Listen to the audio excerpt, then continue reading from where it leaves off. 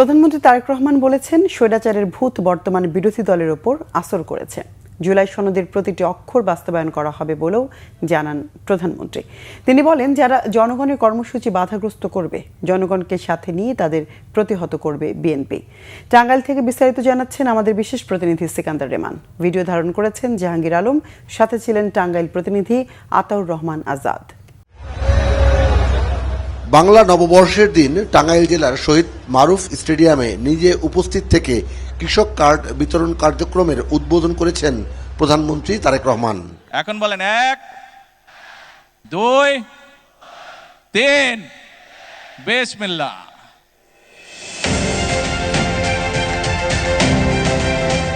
টাঙ্গাইল সহ পাইলটিং পর্যায়ে 10টি জেলার 11টি উপজেলায় ভার্চুয়ালি কৃষক কার্ড বিতরণ করা হয় প্রায় 22,000 কৃষকের মাঝে।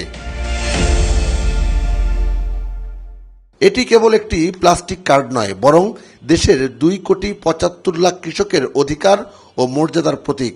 বিএনপির নির্বাচনী ইশতেহার ও 31 দফা রাষ্ট্র সংস্কার রূপরেখার একটি অন্যতম স্তম্ভ এই কৃষক কার্ড। এই বাংলাদেশে একমাত্র বিএনপি সরকার যতবার এই দেশ পরিচালনার সুযোগ পেয়েছে, বিএনপি সরকার চেষ্টা করছে কৃষক ভাই বোনদের পাশে দাঁড়ানোর জন্য।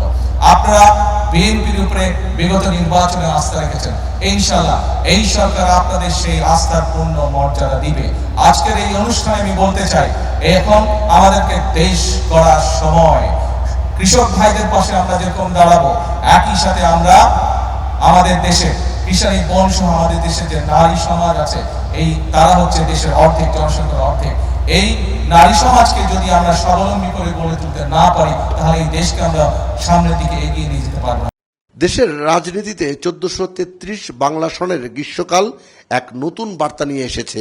ত্রয়োদশ জাতীয় সংসদ নির্বাচনের পর রাষ্ট্র ক্ষমতার পালাবদল কেবল একটি সরকারের পরিবর্তন নয়, এটি দেশের অর্থনৈতিক দর্শনে সম্ভাব্য পরিবর্তনের ইঙ্গিত দিচ্ছে। লক্ষ্য অর্জনে গ্রামীণ অর্থনীতি ও কৃষিকে অগ্রাধিকার দিচ্ছে সরকার।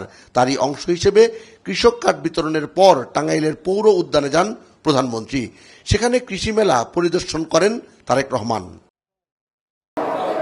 টাঙ্গাইল থেকে ঢাকায় ফেরার আগে মজলুম জননেতা মৌলানা আব্দুল হামিদ খান ভাসানীর মাজার জিয়ারত করতে সন্তোষে যান তারেক রহমান।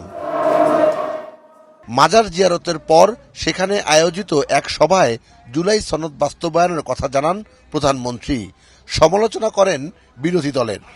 ওই যে মনে আছে স্বৈরাচার একবার বলছিল বিএনপিকে 1 মিনিটও শান্তিতে থাকতে দিব না, মনে আছে? এই ডায়লগ মনে আছে?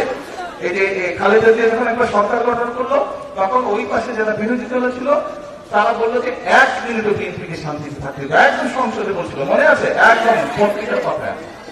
ও বাবা, আমরা দেখি যে এখন যারা বিরোধী দলে বসছে, এরাও একই কাজ শুরু করে দিয়েছে। ওই যে স্বৈরাচারের ভূত এদের উপরে আসর করে গেছে। যেই জুলাই সনদ আমরা সংসদের দক্ষিণ প্লাজায় ডক্টর ইউনূস যখন ডেকেছিল সনদ সই করার জন্য, সবচেয়ে প্রথমে বিএনপি গেছিল, বিএনপি জুলাই সনদ সই করে।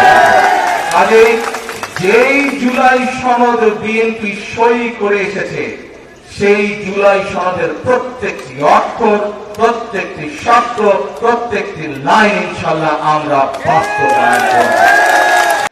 সবাই মিলে বাংলাদেশকে এগিয়ে নেওয়ার কথাও বলেন তারেক রহমান।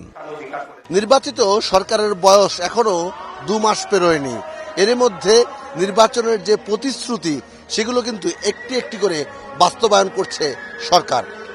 তারেক রহমান যেমনটা নির্বাচনের আগে বলেছিলেন, কৃষি কার্ড, ফ্যামিলি কার্ড কিংবা ইমাম মুয়াজ্জিন সহ বিভিন্ন ধর্মীয় প্রতিষ্ঠানের গুরুদের বিভিন্ন ধরনের যে সহায়তা করা হবে এবং খাল খনন সহ সাধারণ মানুষের জীবনমানের উন্নয়নে যে সমস্ত পদক্ষেপ নেওয়া হবে, সেগুলো কিন্তু পুরোপুরি বাস্তবায়নের কাজ এগিয়ে চলছে।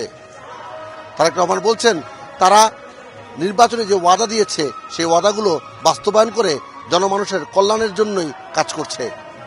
সিকান্দার রেমান, বাংলা ভিশন, সন্তোষ, টাঙ্গাইল।